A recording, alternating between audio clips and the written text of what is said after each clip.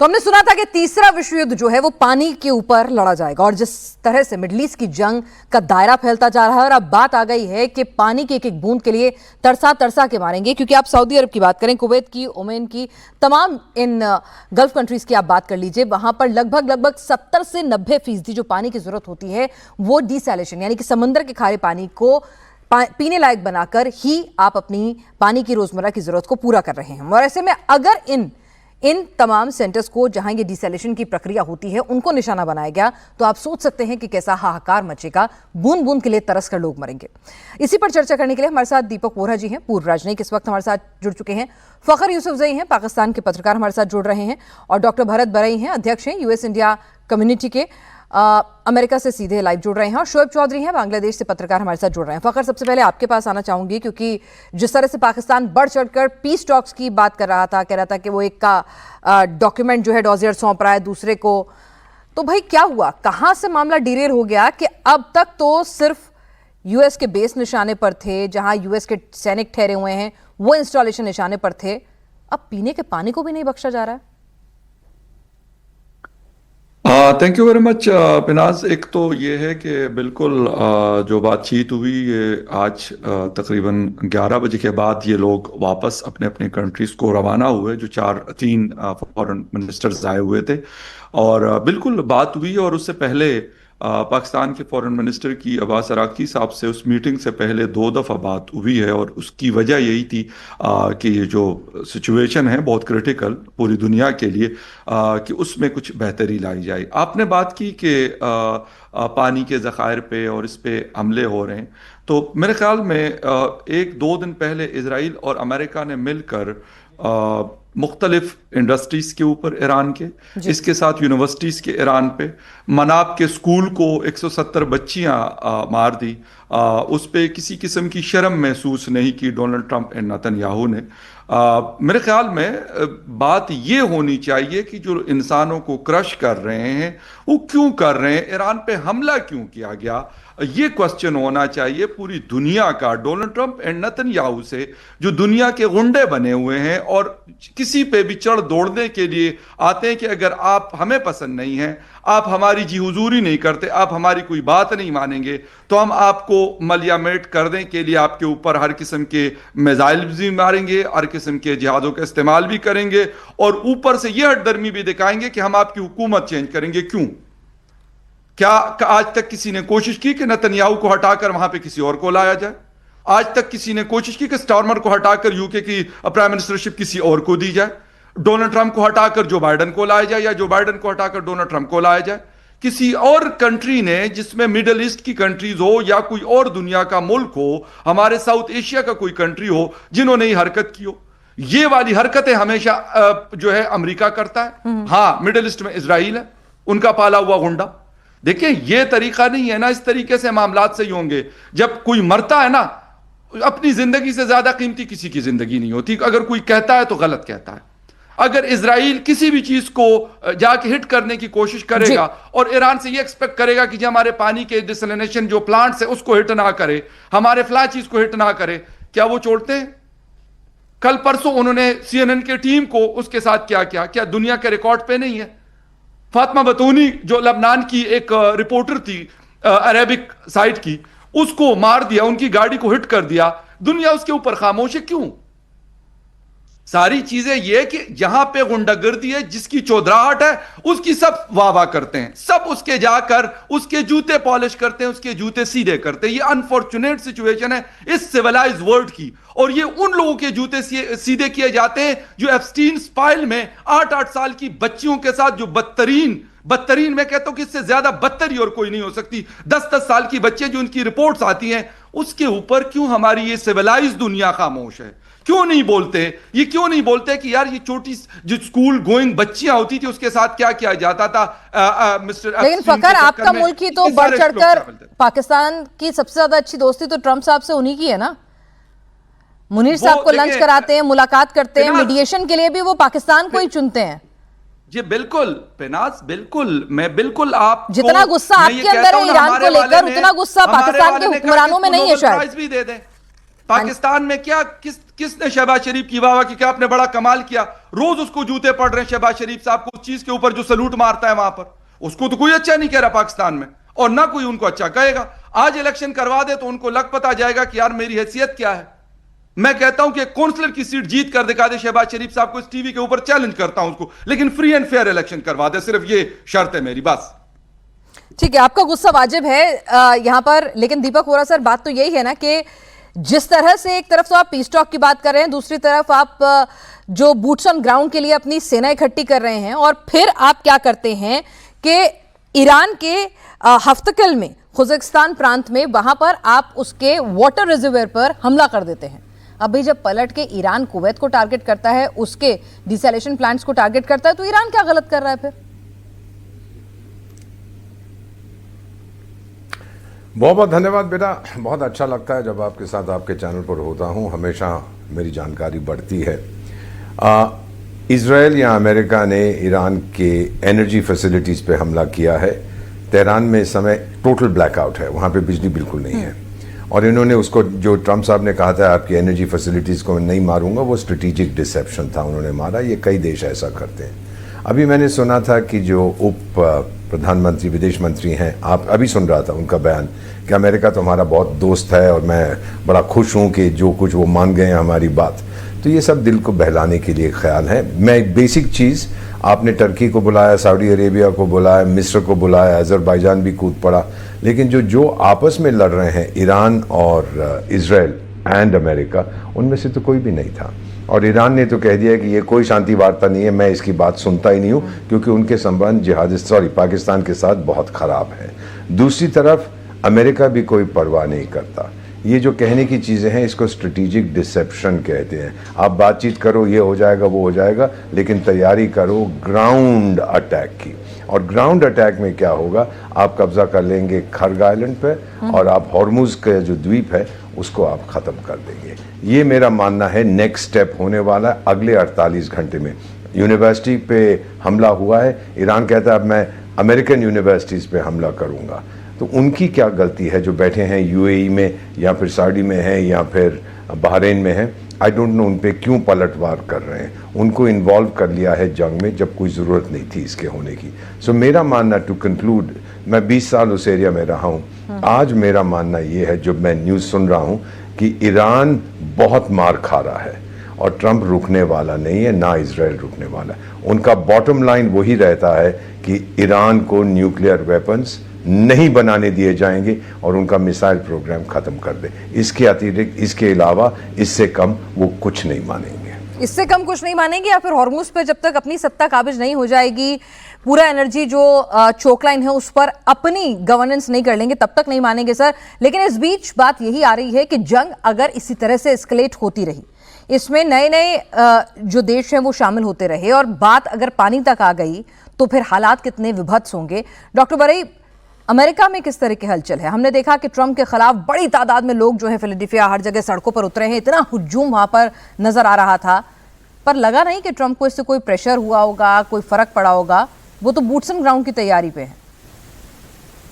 आपकी बात सही है। अमेरिका में जो डेमोक्रेटिक पार्टी के लोग हैं और जो लेफ्ट विंग हैं, वो तो नो किंग का प्रोटेस्ट 1 साल से कर रहे हैं, आज नहीं कर रहे हैं।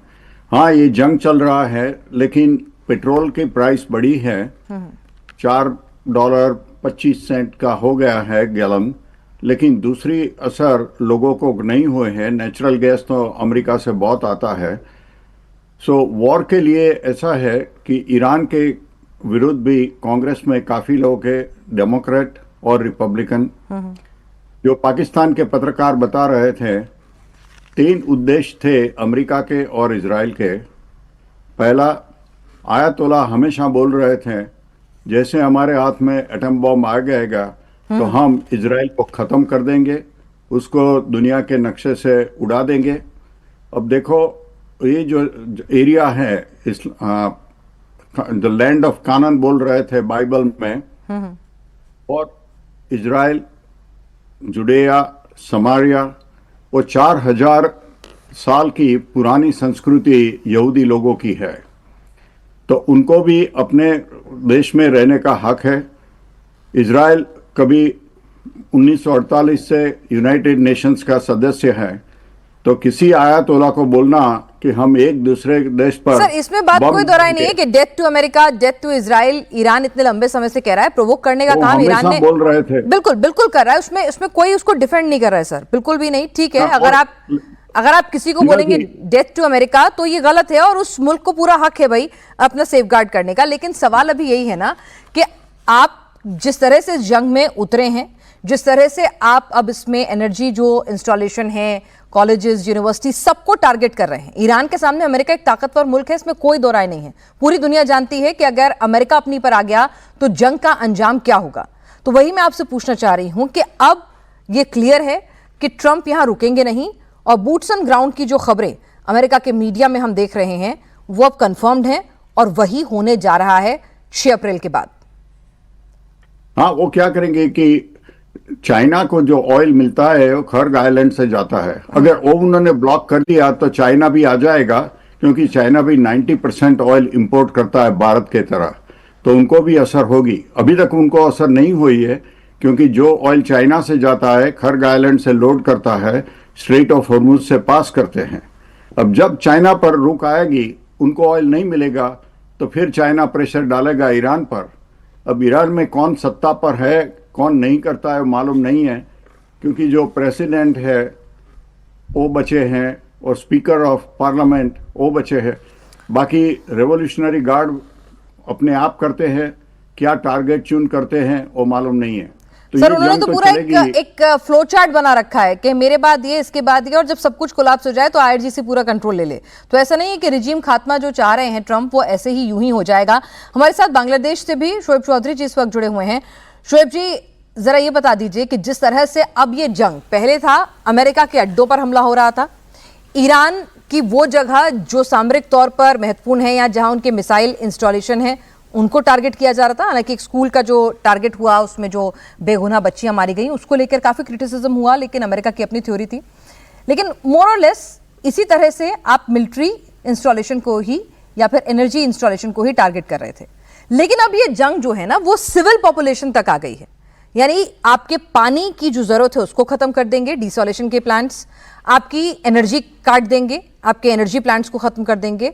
तो इसका मतलब अब ये जंग कहीं रुकती हुई नहीं दिख रही है चौधरी साहब, ये अब और ज्यादा बढ़ेगी, क्योंकि कुवैत पर ईरान ने कह दिया है कि आपने हमें किया, अब कुवैत की बारी है। कुवैत और सऊदी अरब के डिसैलेशन प्लांट्स और जो पावर प्लांट्स हैं उनको हम टारगेट करेंगे आज की रात। बहुत बहुत धन्यवाद विनाथ जी। देखिए, मैंने पहले भी आपके एक शो में कहा था कि ये जंग अभी अमेरिका इजराइल की ईरान के खिलाफ जंग नहीं रहा, ये ईरान की जंग है सुन्नी दुनिया के साथ, और अमेरिका के भी खिलाफ और इजराइल के खिलाफ। तो आप कहिए कि एक तरफ अमेरिका, इजराइल और द सुन्नी वर्ल्ड, और दूसरी तरफ है ईरान। अभी ईरान को कौन चला रहा है? IRGC। ये कोई ईरान के प्रेसिडेंट की जो नाम सुनते हैं हम लोग, मुस्तफा खमेनी, ये है ही नहीं दुनिया में। तो Iran is under control of IRGC। तीसरी जो बात है, आप जो विनाथ जी बात कर रहे थे on the attack on civilian installations, अगर आप ये गाजा वार में ध्यान डालेंगे देखेंगे कि terrorist modus operandi, Iran is a terrorist organisation entity, sorry. तो टेररिस्ट मोडस ऑपरेंडी होता है कि सिविलियन इंफ्रास्ट्रक्चर के अंदर ये सब मोबिलाइज करते हैं, इसके मिलिट्री एस्टेब्लिशमेंट्स को, इंस्टॉलेशंस को, इक्विपमेंट्स, अपैरेटस को। तो स्कूल्स में आप देखें बच्चे मर गए, मगर उसी स्कूल्स में IRGC के शायद कोई घाती है, शायद नहीं, श्योर थे, इसके लिए अटैक हुआ। और जैसे हमारे सम्मानित एम्बेसडर भारत साहब दीपक साहब ने बताया कि Iran is completely backed out, is it true? Iran is finished, Iran is destroyed. अभी जो गोला बारूद छोड़ रहा है ईरान से, ये डेस्परेट कोई IRGC people they are, but at the same time as a journalist, as an individual, I can not support कि ट्रम्प कह रहे हैं कि मैं ईरान को कब्जा कर लूंगा। ट्रम्प कह रहे हैं कि वेनेजुएला में कोई और बात थे कि इनडेफिनेटली उसको ऑयल रिजर्व को कब्जा किया, बहाना बना के कि मादुरो ड्रग्स ट्रैफिकिंग कर रहे थे। अभी ट्रम्प कह रहे हैं कि ईरान को कब्जा करूंगा, so he is talking about invasion। हाँ, वो तो स्ट्रेट ऑफ हॉर्मुज को स्ट्रेट ऑफ ट्रम्प भी कहते हैं। और कभी कभार तो वेनेजुएला के लिए अपना खुद को ही वहाँ का स्टेट हेड बता देते हैं। तो ट्रंप की तो बात ही छोड़ दीजिए, अभी कह रहे थे कि ईरान ने उनको गिफ्ट में बड़ा बढ़िया गिफ्ट में शिप्स भिजवाए हैं और टैंकर्स भिजवा रहे हैं, तो कुछ भी खामख्याली में कहते हैं। लेकिन फखर, सवाल ये भी उठता है कि भाई पाकिस्तान ऐसी कौन सी पीस टॉक करवा रहा था जिसमें दीपक साहब ने वाजिब बात उठाई कि जहां पर जो दोनों पार्टीज है ना जिन्हें आपस में सुलह करनी है वही मौजूद नहीं थे, बाकी सब थे। देखिए, जो दोनों ईरान और अमेरिका के दरमियान डायलॉग्स हैं तो वो तो 28 फरवरी से पहले डायरेक्टली हो रहे थे ना। अब मीडिएट कर रहा था ओमान उसको, उसके बाद तो डायरेक्ट डायलॉग्स उनके हुए नहीं है और ये किसी ने भी नहीं कहा कि डायरेक्टली वो आए हैं।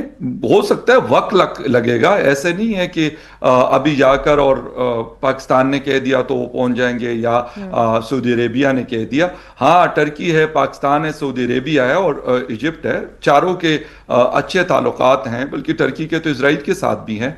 तो इस वजह से इन्होंने ये स्टेप्स लिए हैं और अमेरिका ने उसको कहा है कि बिल्कुल जी हम इसके थ्रू मीडिएशन कर रहे हैं, वाया पाकिस्तान कर रहे हैं।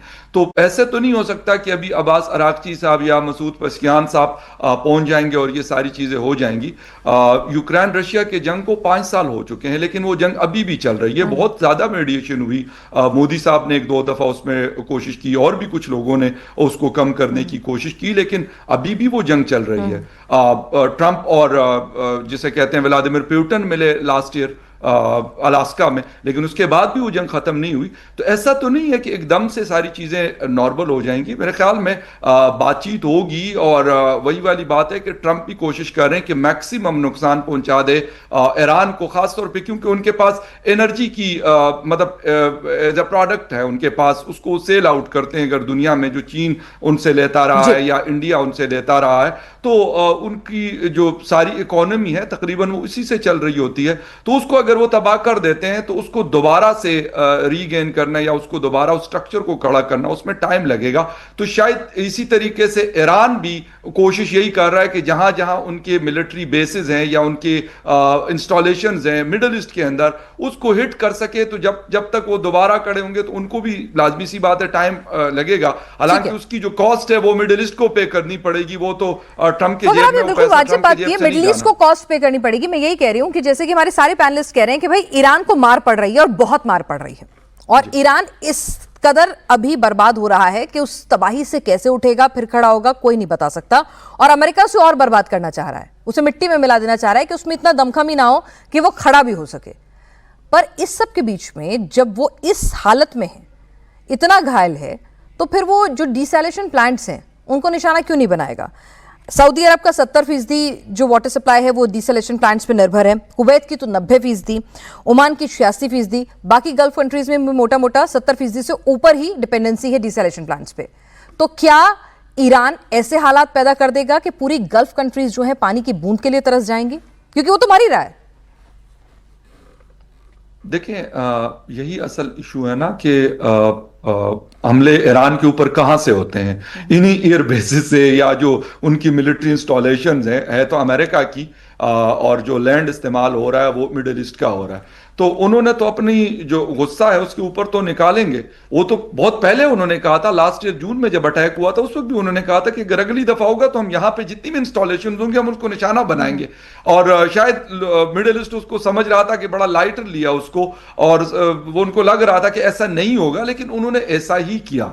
अगर कोई और भी होता और उन अड्डों से अगर पाकिस्तान से कोई जहाज उड़ेगा और किसी कंट्री में जाके बमबारी करेगा, बेशक पाकिस्तान की डायरेक्टली उनके साथ प्रॉब्लम ना हो, तो वो पाकिस्तान पे लाजमी सी बात है कि उन इंस्टॉलेशन को वो अटैक करेगा। वो कोई भी शख्स, वो इंडिया हो सकता है, वो अफगानिस्तान हो सकता है, वो चीन या ईरान हो सकता है। इसीलिए ईरान भी ये वाली स्ट्रेटेजी अपना रहा है। नुकसान तो होगा, मिडिल ईस्ट रोल प्ले कर सकता था, मोहम्मद बिन सलमान साहब कर सकते थे, शेख ज़ैद अल नहयान कर सकते थे, कतर के अमीर कर सकते थे, कुवैत के कर सकते थे, लेकिन वो कह रहे हैं कि जी हमने $3.6 ट्रिलियन वहां पे इन्वेस्टमेंट का ऐलान किया और $42 करोड़ का जो है एक जहाज गिफ्ट किया गया कि उसके बाद ट्रंप जो है हमारी वाह करेंगे। तो ट्रंप ने जो लैंग्वेज इस्तेमाल की है मोहम्मद बिन सलमान के लिए, मुझे तो नहीं लगता कि किसी ने दुनिया में इस तरह की मतलब बेहुदा किस्म की लैंग्वेज इस्तेमाल की जो डोनाल्ड ट्रंप इस्तेमाल कर रहे हैं। लेकिन पर उन्होंने रिएक्ट तो नहीं किया ना सर। बात तो यही है ना कि आपके क्राउन प्रिंस को इस कदर बेहुदा लैंग्वेज में बात कर ले पर सऊदी चुपचाप बैठ के फिर भी अमेरिका के तलवे चाटे,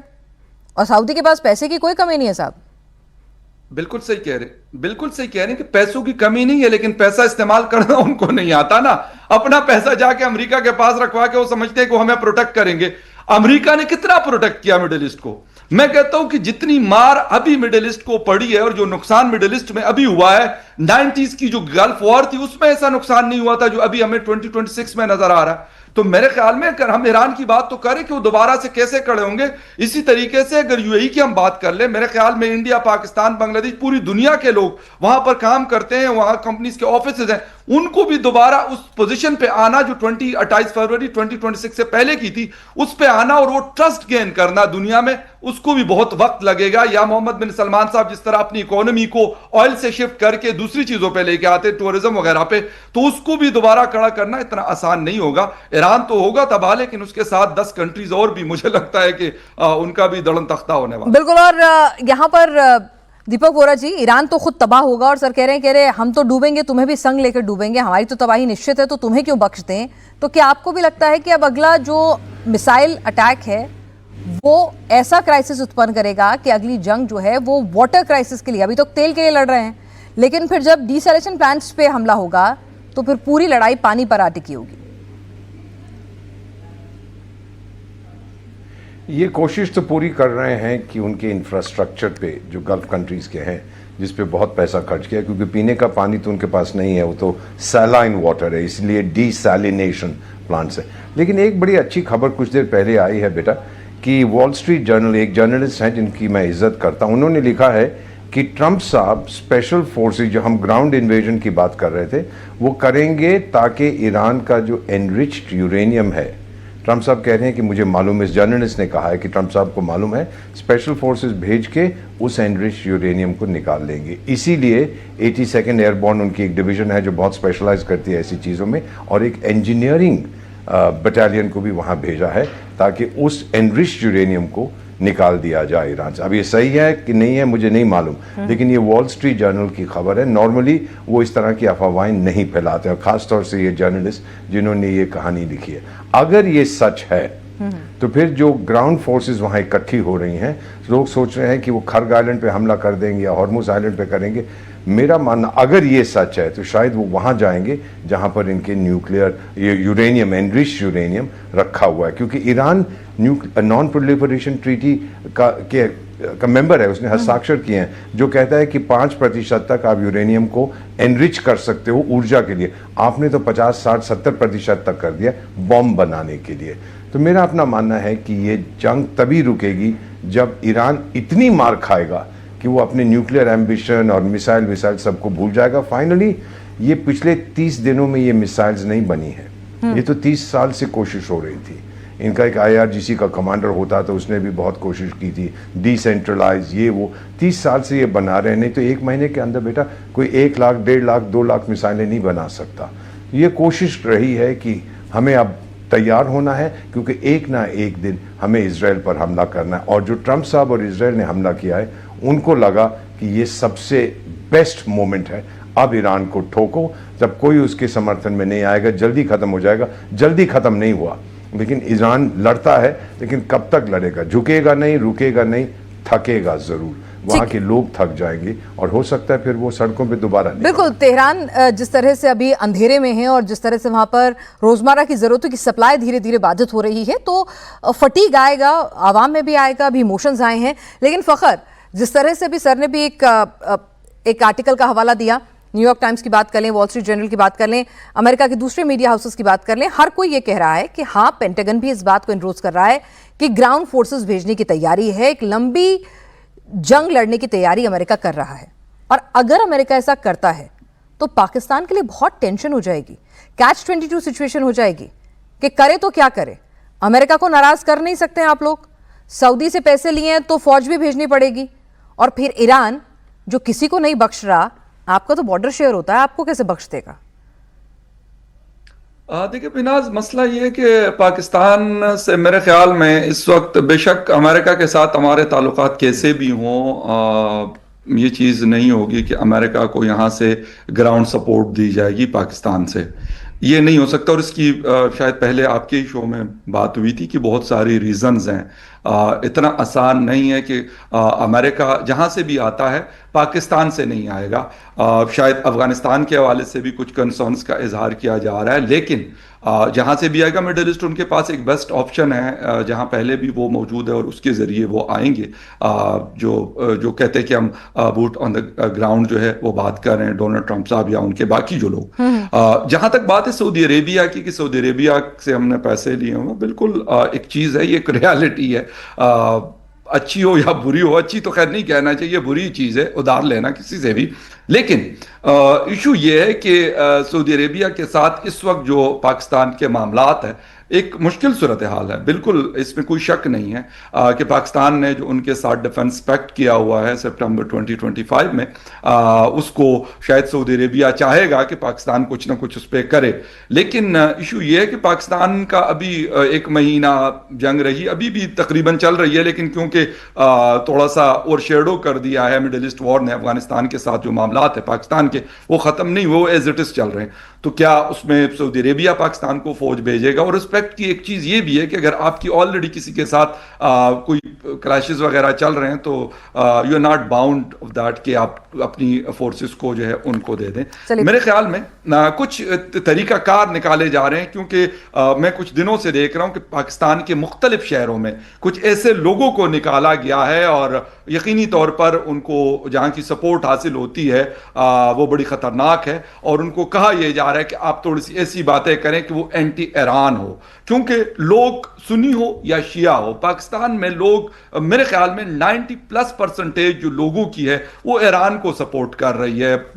मतलब इससे हट करके भाई वो एक शिया डोमिनेटिंग कंट्री है या क्या है, बिल्कुल नहीं, बिल्कुल कोई ये बात नहीं कर रहा। लेकिन इस वक्त पाकिस्तान के मुख्तलिफ शहरों में, कराची में, लाहौर में, इस्लामाबाद में, कल में एक जगह पे था तो मैंने बाकायदा उसको डॉक्यूमेंट किया, मैंने रिकॉर्ड किया। उस वहाँ पे जो एक यंग लड़का तकरीर कर रहा था, जो बातें उसने की तो वो एंटी ईरान थी। वो इसलिए किया जा रहा है कि शायद लोगों के दिलों में ये बात या दिमाग में डाल दी जाए कि नहीं नहीं जी ईरान तो बहुत बुरा है, बाकी सारे लोग अच्छे हैं। उन्होंने बल्कि ऐसे लोग जो है ना इजराइल को कंडेम करते हैं ना यूएस को कंडेम करते हैं, बल्कि वो ये कहते हैं कि जी देखें हमें तो अपने मुल्क की फिक्र करनी चाहिए। बिल्कुल करनी चाहिए, इसमें कोई शक नहीं है। लेकिन इसके साथ अगर कहीं किसी के साथ ज्यादती होती है, वो किसी के साथ भी होती है, तो उसको भी बुरा कहना मेरे ख्याल में अगर कोई एक नॉर्मल इंसान है दुनिया में कहीं भी और किसी भी मजहब से उसका ताल्लुक हो तो वो कहना चाहिए। अगर वो ये नहीं करता तो मेरे ख्याल में उसको थोड़ा सा अपने ख्यालात, अपनी सोच, अपनी चीजों पे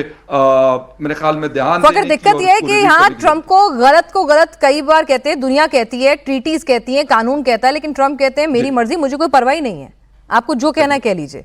उन्हें ना अपने देश के लोगों की परवाह है, उनकी खिलाफत में उनके अधिकारी रिजाइन कर जाते हैं, उनके खिलाफ बोल जाते हैं, आवाम उठ खड़ा होता है, इंटरनेशनल लीडर्स बोल देते हैं, नाटो साथ छोड़ देता है, लेकिन ट्रंप को फर्क ही नहीं पड़ता। वो एक ऐसा शख्स जो है अगर उसने तय कर लिया है डॉक्टर बरई कि वो बूट्स ऑन ग्राउंड भेजेगा, तो फिर ट्रंप मान के चल रहे हैं कि भाई ये जंग चाहे महीना चले, 2 महीना चले, साल भर चले, इराक अफगानिस्तान जैसी स्थिति हो जाए, ट्रंप को कोई दिक्कत नहीं है, वो इसके लिए तैयार हो चुके हैं, अमेरिका इसके लिए तैयार हो चुका है।